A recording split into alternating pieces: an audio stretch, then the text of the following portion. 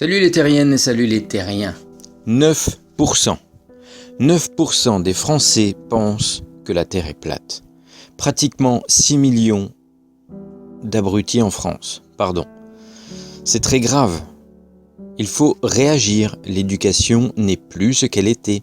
Comment peut-on en arriver là? Est-ce la faute des professeurs? Est-ce la faute à Internet? Est-ce la faute aux parents qui n'ont plus le temps de surveiller ce que font leurs enfants?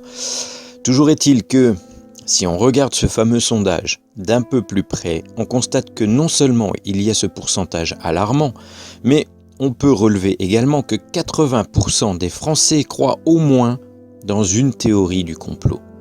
Que 16% des Français pensent que les missions Apollo ne sont pas réelles.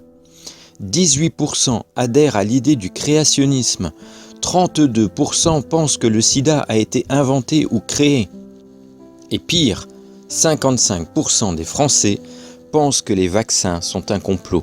Ce sujet a déjà été traité par Astronogeek par exemple, et je trouve ça effroyable. Si les enfants de ces gens ne sont pas vaccinés, je vous laisse imaginer ce que deviendront nos générations futures. Les maladies qu'on a réussi à éradiquer aujourd'hui vont peut-être tout simplement revenir en force. Et ça, c'est super dangereux pour tout le monde. Bon, revenons à nos 9%. Je n'arrive pas à comprendre comment, aujourd'hui, en 2018, près de 6 millions de personnes peuvent penser que notre Terre est plate. Nous avons à notre disposition une multitude d'outils permettant de comprendre comment fonctionne notre système solaire, des vidéos explicatives bien faites, des articles expliquant comment nos ancêtres ont compris à montrer que la Terre est une sphère, des photos, des vidéos non retouchées bien sûr, montrant la courbure. Des preuves de la rotondité de la Terre, il y en a des centaines, voire des milliers. Alors, je vais prendre 2 exemples et je vais demander à ces 9% de me répondre en commentaire, qu'ils me donnent une explication de ces 2 phénomènes qui tiennent la route par rapport à la Terre plate et je leur répondrai point par point s'il le faut. Premier exemple, l'éclairement de la Terre par le Soleil. J'ai déjà traité ce point dans une de mes vidéos, mais je pense que c'est un des arguments les plus faciles à vérifier, prouvant que la Terre ne peut pas être plate. Prenons un jour bien précis dans l'année, le solstice d'hiver, le 21 décembre. L'éclairement du Soleil permet au pôle sud, même s'il n'existe pas, d'être éclairé 24 heures sur 24. Si on projette la partie jour et la partie nuit sur la planisphère, voici ce que cela donne. Avec le modèle de la Terre plate, c'est complètement impossible. Le Soleil, s'il se trouve à 5000 km d'altitude au-dessus du tropique du Capricorne, ne peut pas éclairer tout ce fameux mur de glace qui fait le tour de la Terre plate sans éclairer une ellipse qui se trouve à l'intérieur. C'est impossible. Pourtant, tous les ans, tous les habitants de ces régions peuvent témoigner que le jour est bien présent tel que le montre cette carte. Donc, question aux 9%. Comment votre Soleil peut éclairer la Terre de cette manière-là? Deuxième exemple, les étoiles.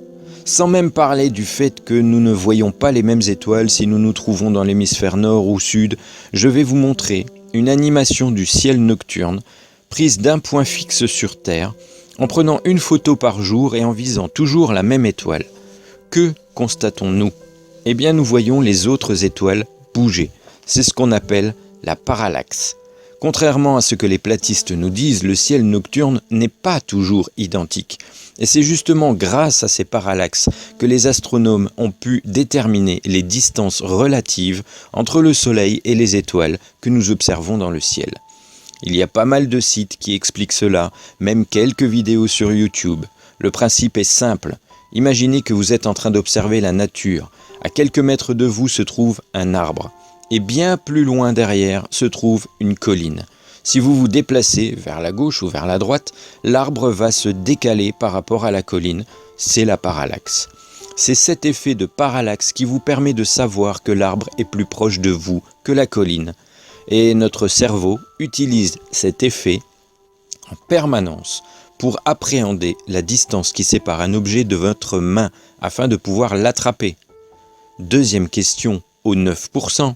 Si la Terre est plate et que le ciel n'est qu'un dôme rempli de points lumineux, comment expliquez-vous ces parallaxes avec les étoiles de notre beau ciel nocturne?